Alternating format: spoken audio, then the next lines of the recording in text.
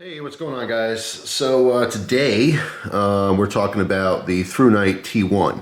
All right, not too long ago I talked about how the Wowtac W1 was my new favorite kind of go-to EDC light, especially for recommendations for people on a budget. This is a $20 light. It's got just under 600 lumens, I believe. Plenty of modes. Just a fantastic light. This one's actually been in my little, pocket organizer for my EDC stuff, right? Just an awesome, more affordable go-to flashlight, right? When I made that video, I was referencing that, or I believe I did, at least in the comments maybe, because I remember having a conversation with someone about it, that the Wowtac W1 is basically the cheaper younger brother of the Thrunite T1, which is a light of focus today. So this one is twice the price at $40, making this the better version at almost 3 times the output, like 1500 lumens. That is crazy. All right, this one is in that kind of copperish brown type coloration, which is very cool.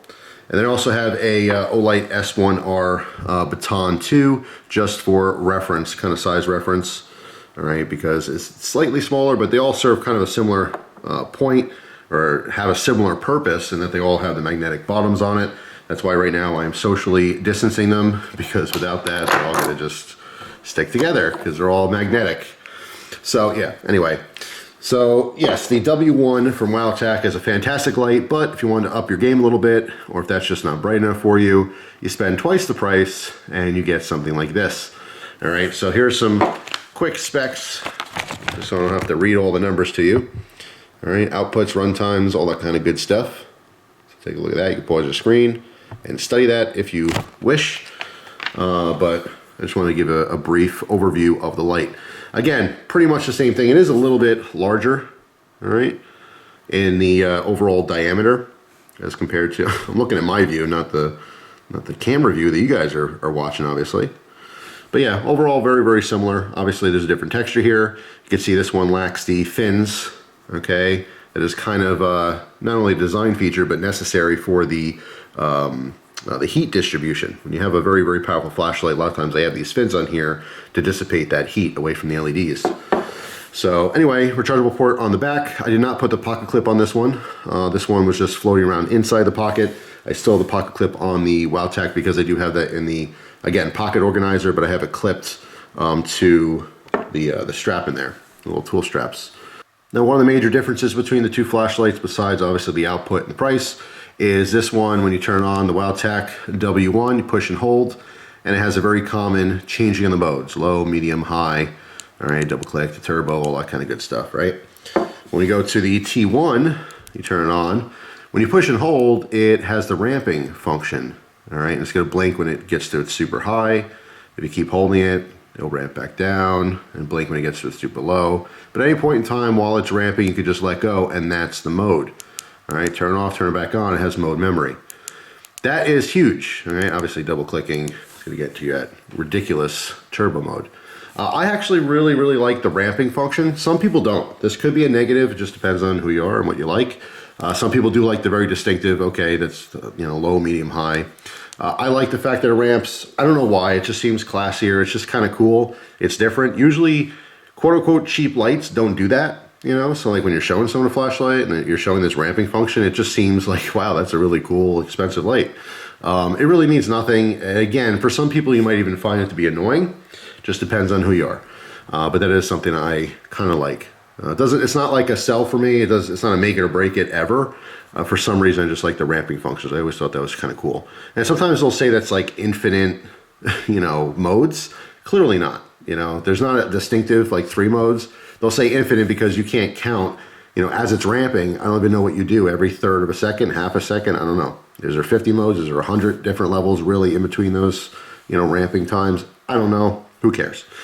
But yeah, the T1 is just awesome. I really like this, the coloration. It is very close to the Olight, all right? That same kind of copper brown thing. You can see those those magnets want to be buddies. But yeah, just wanted to touch upon this real quick because I did mention it to a couple different people in messages after the fact. They were saying like, oh yeah, the W1's a really cool light, but I don't know if it's bright enough. To be honest, I mean, I think it's totally bright enough. In turbo, 570 lumens, whatever it happens to be. I know it's between like 550 and 600. That's a lot of light. I mean, way more light than you're probably ever going to need.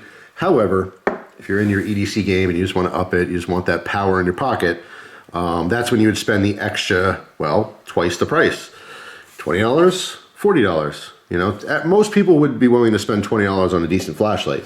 $40, you're dropping off some people. Some people are like, $40 for a flashlight? No thanks, go to the dollar store, I'm good.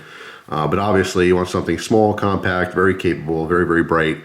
That's when you would consider stuff like this. And to be honest, in the EDC community, you know, people are dropping big bucks on gear. Very expensive guns, very expensive knives, very expensive wallets, flashlights, all kinds of stuff. $40 is nothing for a lot of people. I know plenty of people have $100 plus flashlights in their pocket. So even that, at $40, I'm saying this is the more expensive version of it. It's still cheap. It's still affordable, I should say. It's just a matter if you are the person that wants to spend $40 on the flashlight. But yeah, I still think it's extremely reasonable as far as the pricing goes. So yeah, that's all. Just kind of a quick one. Wanted to talk about a little bit. The W1 is still very much a go-to. Very highly recommended. For $20, you know, would you rather have 2 of those as opposed to one of these? Some people would. You know, leave one in your pocket for everyday carry. Something happens to it, you have a backup. But also one maybe for your spouse. You know, maybe you're watching this and you're a married couple. You want one for your wife, or you're watching this and you want one for your husband, boyfriend, girlfriend, whatever, mother, father, daughter, son.